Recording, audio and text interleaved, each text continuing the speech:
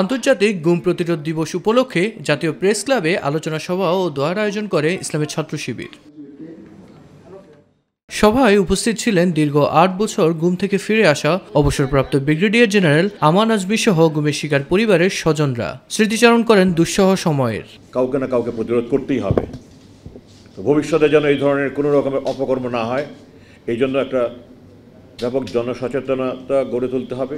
সরকারকে ভূমিকা রাখতে হবে, বাহিনী প্রধান যারা আছেন এবং ভবিষ্যতে হবেন তাদেরকে এই ব্যাপারে অত্যন্ত দৃঢ় মনোবলের পরিচয় দিতে হবে। আল্লাহ এবং তার রসুলের আদেশের বাইরে আমরা কিছু করব না, এই দৃঢ়তা তাদের থাকতে হবে। যে আমার ভাই সহ যে 7 জন ভাই ছাত্র শিবিরে গুম আছে, এই ভাইদেরকে আপনি ফেরত দিন।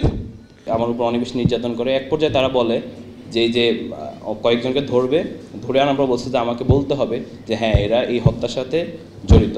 গুম হয়ে থাকবে এটা তো স্বাধীন দেশের ইতিহাস হতে পারে না, এটা গণপ্রজাতন্ত্রী বাংলাদেশের ইতিহাস হতে পারে না। হাফেজ জাকিরের জীবিত এবং মৃত আমরা সংবাদ শুনতে চাই, এবং যারা এই ন্যাক্কার কাজের সাথে জড়িত তাদের দৃষ্টান্তমূলক শাস্তি আমরা চাই।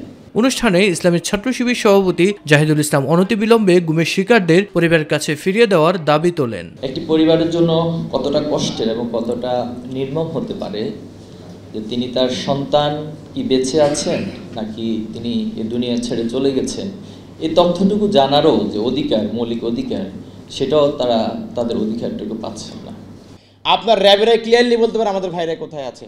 প্রত্যেকটি জায়গা থেকে আপনাদের থানার পুলিশ, এসআই, ওসিরাই বলতে পারবে আমাদের ভাইরা কোথায় আছে। এই সময় শিবির সভাপতি সরকারের কাছে ভিকটিমদের সন্ধান, পুনর্বাসন এবং এমন মানবতা বিরোধী অপরাধে জড়িতদের শাস্তি সহ 5 দফা দাবি জানান। 5টি দাবি আমি সরকারের কাছে উপস্থাপন করছি আজকের এই প্রোগ্রাম থেকে। 1, অনতিবিলম্বে গুম হওয়া সকলকে পরিবারের কাছে ফিরিয়ে দিতে হবে অথবা তাদের সঠিক অবস্থার তথ্য জানাতে হবে। 2, দ্রুত সময়ের মধ্যে প্রতিটি গুমের ঘটনার সাথে জড়িত আইনশৃঙ্খলা বাহিনী সহ সংশ্লিষ্ট সকল ব্যক্তির বিরুদ্ধে দৃষ্টান্তমূলক আইনগত ব্যবস্থা নিতে হবে।